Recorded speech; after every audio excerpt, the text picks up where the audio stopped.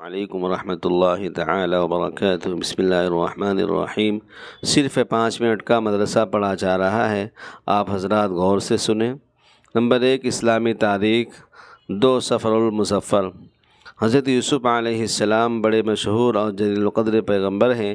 وہ حضرت یعقوب علیہ السلام کے بیٹے، حضرت اسحاق علیہ السلام کے پوتے اور حضرت ابراہیم علیہ السلام کے پرپوتے ہیں۔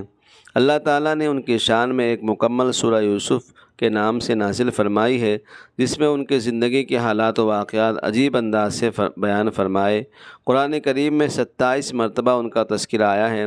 ان کی پیدائش حضرت ابراہیم علیہ السلام کے تقریباً 250 سال بعد عراق کے شہر فدان ارم میں ہوئی۔ بچپن ہی میں وہ اپنے والد کے ساتھ فلسطین آ گئے تھے۔ ان کے 11 بھائیوں میں بنیامین کے علاوہ باقی سب سوتیلے بھائی تھے۔ حضرت یعقوب علیہ السلام ان سے بے حد محبت کرتے تھے۔ کسی وقت بھی ان کی جدائی گوارا نہ تھی، کیونکہ شروع ہی سے ان کی فطری صلاحیت دوسرے بھائیوں کے مقابلے میں بالکل ممتاز یعنی الگ تھلگ تھی اور روز روشن کی ظاہر تھی۔ حضرت یعقوب علیہ السلام ہونہار فرزند کی پیشانی پر چمکتا ہوا نور نبوت پہچانتے تھے اور وحی الہی کے ذریعے اس کی اطلاع بھی پا چکے تھے۔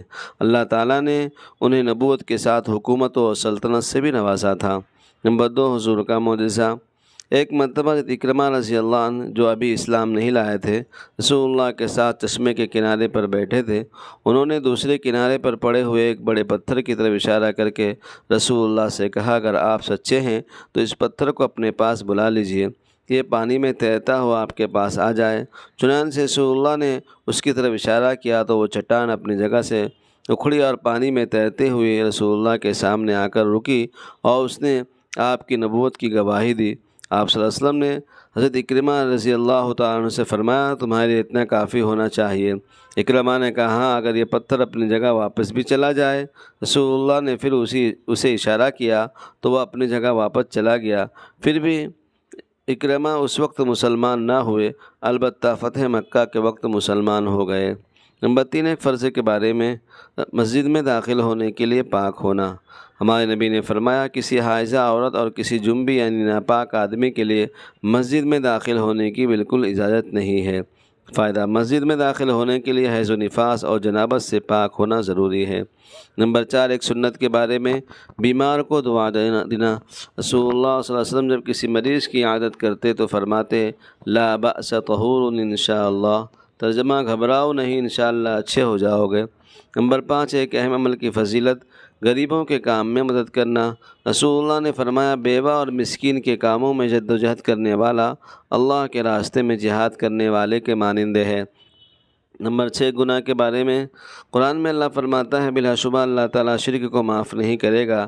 شرک کے علاوہ جس گناہ کو چاہے گا معاف کر دے گا، اور جس نے اللہ تعالیٰ کے ساتھ کسی کو شریک کیا تو اس نے اللہ کے خلاف بہت بڑا جھوٹ بولا۔ نمبر 7، دنیا کے بارے میں، دنیا کی زینت کافروں کے لیے۔ قرآن میں اللہ فرماتا ہے، دنیا کی زندگی تو کافروں کے لیے سنواری گئی ہے، نہ کہ مسلمانوں کے لیے، اور کافر لوگ مسلمانوں کا مذاق اڑاتے ہیں۔ حالانکہ جو مسلمان کفر و شرک سے بچتے ہیں وہ قیامت کے ان کافروں سے درجوں میں بلند ہوں گے۔ آدمی کو اپنی دنیا داری اور مالداری پر غرور نہ کرنا چاہیے، کیونکہ اللہ تعالیٰ جس کو چاہتا ہے بے حساب روزی دے دیتے ہیں، اس لیے مالدار ہونا کوئی فخر کی چیز نہیں۔ نمبر 8، آخرت کے بارے میں، قبر میں ہی ٹھکانہ فیصلہ۔ رسول اللہ نے فرمایا، جب تم میں سے کوئی وفات پا جاتا ہے تو اس کو صبح شام اس کا ٹھکانہ دکھایا جاتا ہے۔ اگر جنتی ہو تو جنت والوں کا، اگر جہنمی ہے تو جہنم والوں کا ٹھکانہ دکھایا جاتا ہے۔ پھر کہا جاتا ہے کہ تیرا ٹھکانہ ہے، یہاں تک کہ اللہ تعالیٰ قیامت کے دن تجھے دوبارہ اٹھائے گا۔ نمبر 9، طب نبوی سے علاج، شہد اور قرآن سے شفا۔ رسول اللہ نے فرمایا، تم اپنے لیے شفا کی 2 چیزوں کو یعنی شہد اور قرآن کو لازم پکڑ لو، یعنی شہد اور قرآن کو لازم پکڑ لو، اس میں دونوں شفا ہے۔ نمبر 10، رسول اللہ نے فرمایا، اللہ تعالیٰ رات کے آخری حصے میں بندے سے بہت زیادہ قریب ہوتے ہیں۔ اگر تم سے ہو سکے تو اس وقت اللہ تعالیٰ کا ذکر کیا کرو۔ اللہ تعالیٰ ہم سب کو ان پیاری پیاری باتوں پر عمل کرتے ہوئے، روزانہ سنتے ہوئے، اپنے دوست احباب اور گروپوں میں شیئر کرنے کی توفیق عطا فرمائے۔ جن بھائیوں نے ابھی تک ہمارے چینل کو سبسکرائب نہیں کیا وہ ضرور فرما دیں، بیل آئیکن کو ضرور دبائیں اور لائک بھی ضرور فرما دیں، تاکہ آپ کو سب سے پہلے یہ ویڈیو مل سکے۔